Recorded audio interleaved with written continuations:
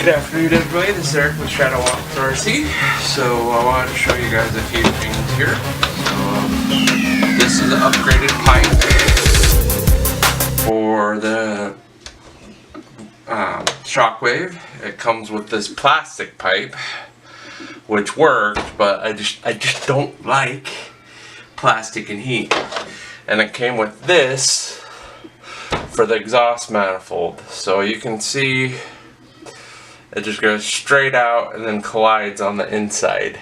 So it's a restrictive exhaust pipe.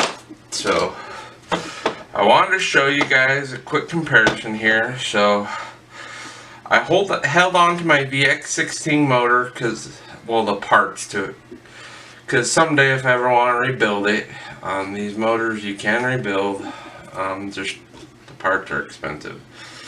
So what I wanted to show you is the weak point on the VX16. So here's the sleeve and the piston that I've kept in oil, and it looks like I need to re-oil it.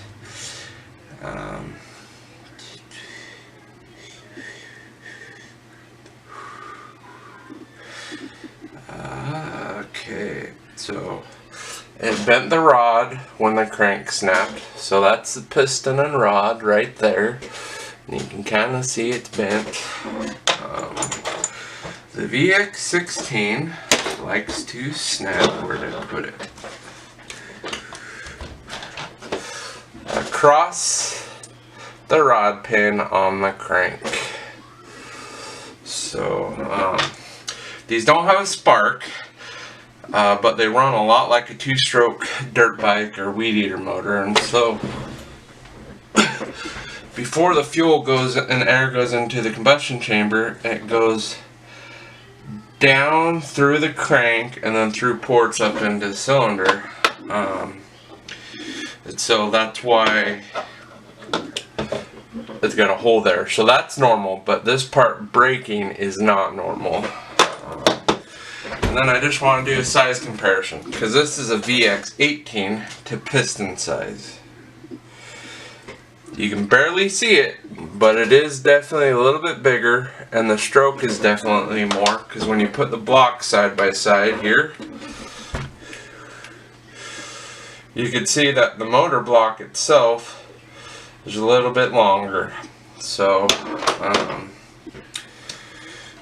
and here's a way to show you guys that it's in good shape. If you can hear that sucking sound, this motor has great compression. This is the still cylinder, since the sleeve, I should say. So, probably the sleeve is a little bit thinner on the inside, bigger bore. But so that's the cylinder for the sleeve for the VX16. They go in a certain way. I can't put it in right now. Got it off that pin. Hey everybody, this is my daughter Sammy coming and saying hi. So it scarred the inside. You probably can't see it a little bit. But you know, I could, if I really wanted to, rebuild this block. I could even use the head, but as you can tell, it's not a very fancy motor. The first motor I had did the same thing. The crank broke when I bought this in 2015. Sent it back. It's still a warranty. Red Cat sent me another one. And then like 8 months after the warranty, this one failed. And if you go on blogs, there's a lot of people that have problems with the crank snapping on this VX16. So I opted to go to the VX18. People have less problems with them. And so far I've had great luck with the VX18. But so there's just a quick comparison, everybody. I wanted to show you some of my carnage as I've learned RC. I do typically run my motors rich. I've done that since I rode motorcycles when I was a kid. I don't ride them now anymore because I have back, knee, and feet problems, but it can make them a little harder to start. But you know, air-cooled motors run really hot, so the extra oil helps with lubrication, so it can cause problems with starting. But the more you can lubricate the cylinder without hydrolocking it or getting so much liquid in there that the piston can't move up anymore, your cylinder will last longer.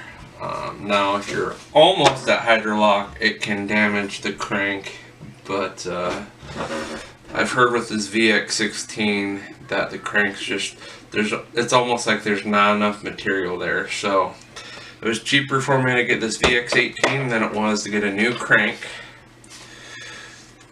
And this piston's in decent shape, so I probably could reuse the piston, but I would have needed a new rod. Probably a new wrist pin. I'll show you guys that real quick. So the wrist pin, for those of you that have never taken a motor apart, holds the rod on. So if you see here, this piston is in decent shape.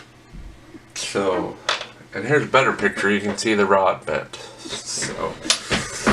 So this is what I'm working on, everybody. I guess I can show you one more thing. The carburetor goes right here. As the fuel goes down, it matches up with the carburetor through the crank right here. And then this piston moving up and down actually creates a suction through the ports, which then causes the fuel to get sucked into the cylinder and ignited. So pretty simple way of doing things. You know, see, this is a prettier head. It's got more fins. The fins are more open, so it'll breathe better for cooling. But so there's just a comparison of the motors, you guys. If you're gonna get a Shockwave, I recommend at least upgrading to the VX18. It's a better motor, you have better power, and you won't have the problems I did if you do that. That's a minimum I think you should do if you buy a Shockwave. So shout out to all the subscribers. Welcome to the new subscribers. Big shout out to a couple RC channels out there: DazerRC, Pilot Ryan and Captain Mike, Reckemroysrc, RC Weaving FPV. There's many of them, and I'll try my best on all my videos to list a few of them. Hopefully different ones every time, so everybody gets recognition. This is my self-medication, like Dave at DazerRC. It helps me with my PTSD from serving in Iraq. So I hope all are having a great day, and hope to see you soon out flying or driving. Eric with Shadow Ops, out.